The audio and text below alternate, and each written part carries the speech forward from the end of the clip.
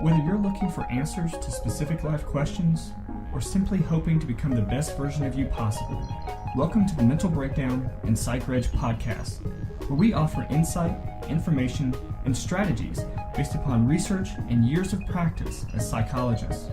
So sit back, have a listen, and get connected with our hosts, Dr. Berney Wilkinson and Dr. Richard Marshall. When talking with a parent who is concerned about ADHD with their kids, one of the things that I always kind of smile about, at least on the inside, is when I say something about ADHD and they say, oh no, it's not ADHD, it's ADD. Right. Because we have this idea that ADD and ADHD are two different things, but in fact they're not. And so today we're going to talk about some of the different types of ADHD and where some of these names are a little bit different. I chuckle. I'm sorry. I'm chuckling because they're not different, right? But they are, right? You know, it's they're not different disorders, but they are, right? And so we do have a bit of a mess here to clean up. But you're right. It's an interesting thing that's happened over time. It is, and this is so to clear the. But before we get You're not going to clear the air. I will. No. To me, this is an easy one. No. Because watch, and I'll tell you why. Whenever somebody comes in and they say that their kid has these symptoms and that symptoms, I say something about ADHD, and they say no, it's not ADHD. That's right. It was diagnosed with ADD. Here's where that comes from, because I feel pretty confident about this, but I may be wrong. I'm just going to watch. You should watch this. Okay. I'll admit if you wiggle your way out of this, I'll admit. You will? Okay. I will. Give me credit. So we have two books from which we categorize disorders. One is the DSM that we talk about on the show often, right. And the other is the ICD, the International Classification of Diseases. Okay. All right. In the DSM, it refers to ADHD as ADHD, Attention Deficit Hyperactivity Disorder, with 3 subtypes. Right. Okay. One of the subtypes is predominantly inattentive. So the name it's of that ADHD. So the name of that disorder is Attention Deficit Hyperactivity Disorder, predominantly inattentive type. Presentation. Right. Mm-hmm. So that is and that gets coded as a ADHD without hyperactivity. That's basically what that means. Okay. Okay. In the ICD, in the International Classification of Diseases, it refers to ADHD as ADD, with or without hyperactivity. And so it's attention deficit disorder without hyperactivity or attention deficit disorder with hyperactivity. So whenever somebody comes in and says, oh no, it's not ADHD, it's ADD, there's my experience has been that when I find out who made the diagnosis, it was typically a pediatrician. Because if it was a psychiatrist or a psychologist or a counselor or somebody like that, they would have used the DSM and they would have made the ADHD predominantly inattentive type. Mm-hmm. But if it was a pediatrician or a physician, or family physician or GP of some sort, then it was probably ADD from the ICD. Right. That was pretty good. Not really good, but there's another problem. What? We are using the 5th edition. Right. Of DSM, which means there was a 1st edition. Right. It wasn't called that because nobody knew there was going to be a 2nd edition. They just thought that this is it. That was it. ADD, ADHD were not even mentioned in the 1st edition. Right. In the 2nd edition, and I think the 2nd edition came out in the 1960s, I think 1962, there was a single line, hyperkinetic reaction of childhood and adolescence. That's all it said. The 3rd edition came out in 1980, and that was the first time where we saw this distinction. And there was a woman, a researcher from Canada, who said, well, you know, there's really 2 types, ADD with hyperactivity and ADD without hyperactivity. Right. They said we should make this distinction because she said the defining characteristic is not hyperactivity, right, or as it was in DSM-2. The defining characteristic is an attention problem. Right. And sometimes kids with attention problems have hyperactivity and sometimes they don't. Right. Hence, and that's what's stuck in ICD. That's what they use, ADD with hyperactivity, ADD without hyperactivity. Well, it became very difficult to find kids who, we were told, to find kids who only had ADD. Right. Okay. Mm-hmm. And so 1987 comes along and it changes again. That's the DSM-3R. 3R. Mm-hmm. Okay. Then 94. And then 94 we have DSM-4. Mm-hmm. Okay. And we went back to, because in 87 it changed back to ADHD. Right. And then it divided again. And what we discovered is many, and this is important, many students with ADD without hyperactivity happen to be girls. Mm-hmm. Okay, girls tend to have higher rates of the inattentive type Right. of ADHD. And also, when we looked at ADHD, we were looking at clinical populations. Mm-hmm. We were collecting data from kids who were referred. Right. And kids who were referred were usually referred because of misbehavior, Right. because of their hyperactivity. Right. Kids who were silently suffering with the inattentive type Mm-hmm. didn't get referred. Right. Okay, so we discovered that, wow, there are lots of school kids who have the inattentive type of ADHD. So in 1994, we went back to Mm-hmm. that idea, but it was a single diagnosis, ADHD, Right. because that's what it was in 3R and Right. 4.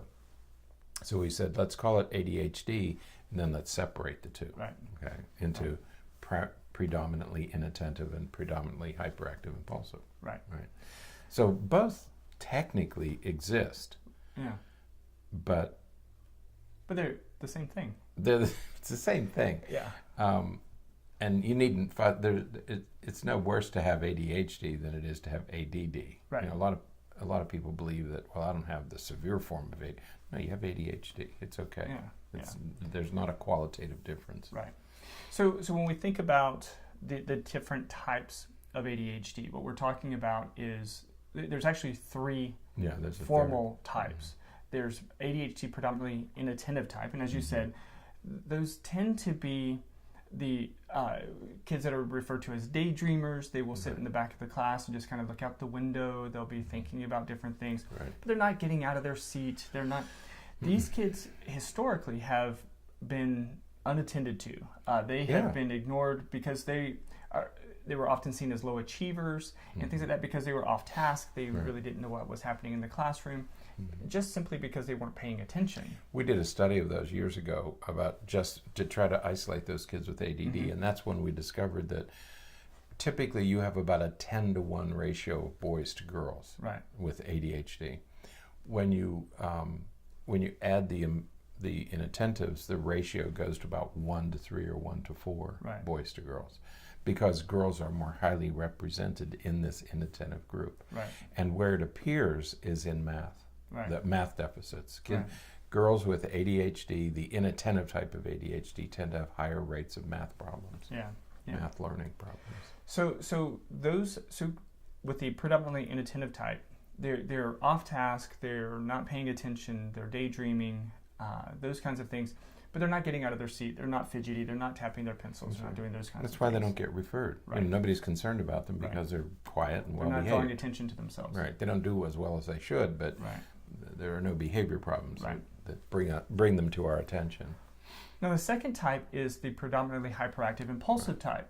And these are the kids, this is a very interesting population, because if there's a group that we don't see as often, it's this group. Right. Because what's interesting about this group is they don't have serious inattentive behaviors. Right. These are the kids who are out of their seat. They're wandering around the classroom. They're tapping their pencil. They're like fidgety. They're moving all over the place. Right. But you say, "What did I just say?" And they'll tell you exactly what they just Right. said. These kids with this type of ADHD tend to make careless errors. Right. But they know what they're doing. Because they're But they impulsive. understand the material. Right. Kids who have the inattentive type make conceptual errors. Right. They're missing things because they can't pay attention. Right.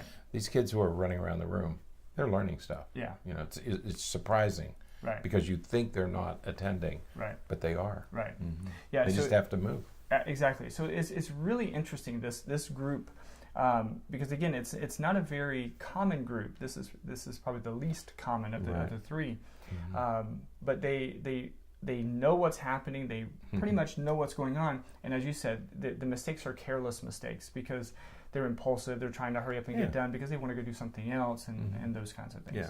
Yeah. The third group is the combined type, and so this is probably the most common. That's the most common. And these are kids who have both inattentive behaviors and the hyperactive-impulsive behaviors.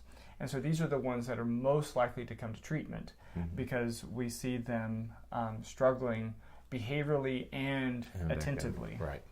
Yeah, that's the group that we have to be most concerned about. Right.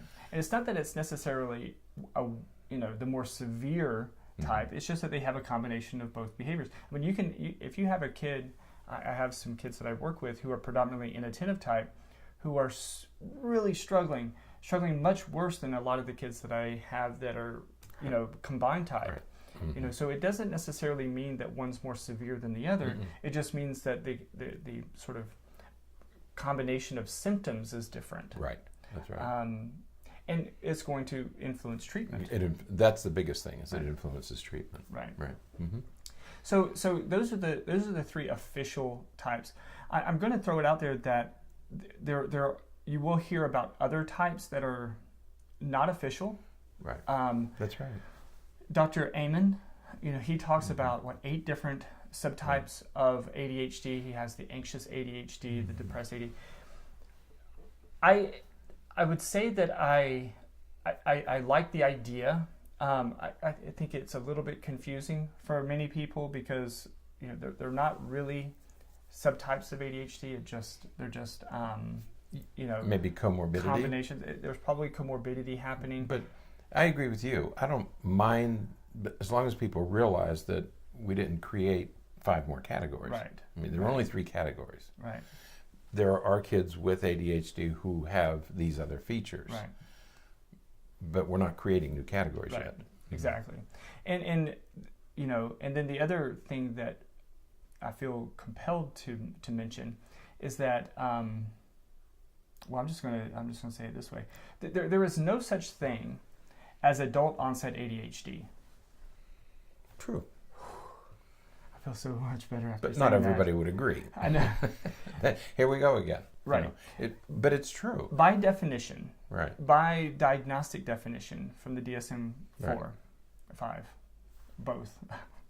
Yeah. Symptoms, it's true. Symptoms have to be present before the age of 12, according to the DSM-5. In DSM-5. In DSM-4, it was 7. It was even earlier. That's right. So symptoms have to be present before the age of 12 for you to get the diagnosis of ADHD. And that's what we mean when it's a neurodevelopmental disorder. Right.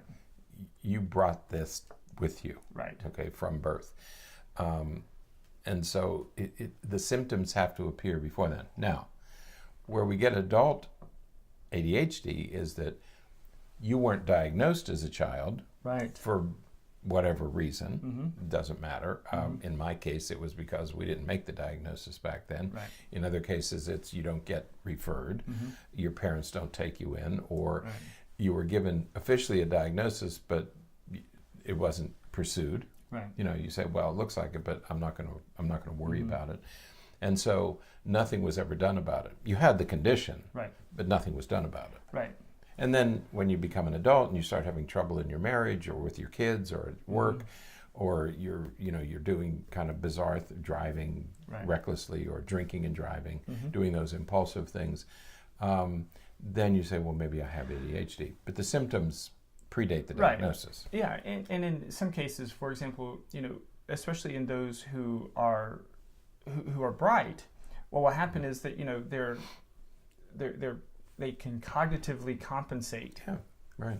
Early on, and so they're smart enough, so it doesn't really show up too much because even if they're not really paying attention, they can pick up on the things well enough to make good grades. You weren't failing in school. You weren't such a behavior problem that you got referred. Right. Kind of drifted through school, and so then you may not see real problems until you get to a time when the material that you were trying to work on is really difficult, like college or graduate school. And then you're like, oh my gosh, I don't even know how to study. Or now you have a relationship, you have a marriage to maintain, you have kids to take care of, you have work to take care of, you have all these obligations, and suddenly the burden. And it's the same thing that we talked about with young kids, right. That when the demands of the environment exceed your ability to cope, you're going to potentially exhibit those symptoms. You're going to look like you have it. Right. And so that's why we have to figure out, is it ADHD or is it not ADHD? Well, we have to do a time machine, go back in time to see what you were like as a kid before we make that diagnosis. Exactly. Yep. So yeah. It's not adult onset. It's not adult onset. The onset happened earlier. Right. But you're dealing with it now. Right. That's the difference. So, all right. Yeah, that was Anything a else? little bit better than ADD. All right. Until next time, if he makes it back next time. If I'm invited back. Stay happy. What do you mean? It's my show. Stay happy, stay healthy, don't forget to be afraid. Thanks for sharing this episode of the Mental Breakdown and Psychreg podcast. Be sure to check out the show notes for links to follow us on Twitter and subscribe to our YouTube channel, where you will find all of our previous podcasts and much more. We would be honored if you would become a patron through patreon.com, where any donation you can manage will go to the development and creation of more content. Just visit patreon.com/thementalbreakdown for more information. Thanks again for listening. Have an awesome day, and we look forward to being back in your feed tomorrow morning.